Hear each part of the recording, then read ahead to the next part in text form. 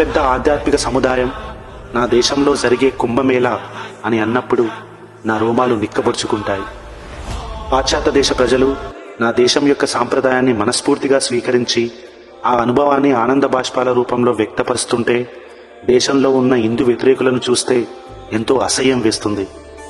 144 years తర్వాత వచ్చిన ఈ మహా కుంభమేళలో పాల్గొంటున్న నాగసాధువులు, పీఠాధిపతులు, అఘోరాలు, హిమాలయ యోగులను చూస్తుంటే నా సనాతన ధర్మం ఎంత గొప్పగా పూజించబడుతుందో అన్న ఆలోచన నా గుండెను గర్వంతో నింపుతుంది.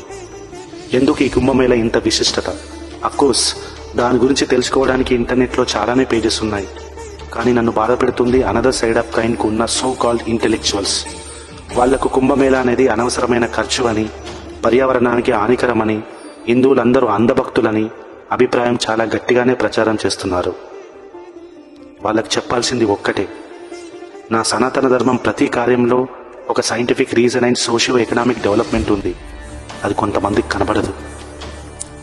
కోట్ల మంది భక్తులు కుంభమేళలో పాల్గొనడం వల్ల సామూహిక మనోశక్తి అంటే కలెక్టివ్ కాన్షియస్నెస్ ప్రభావం ఉంటుంది.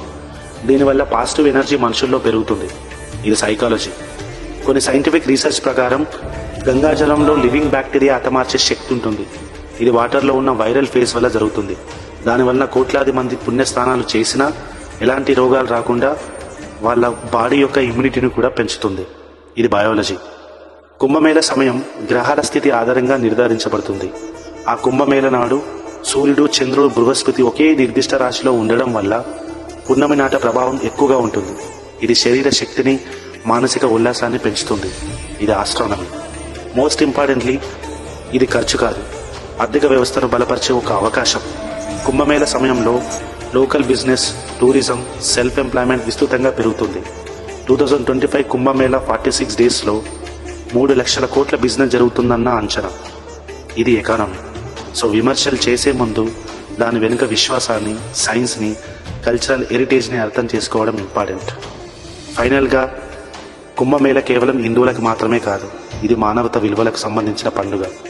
ఈ కుంభమేళ కేవలం ఆచారం మాత్రమే కాదు, ఇది భారతీయత జీవితం.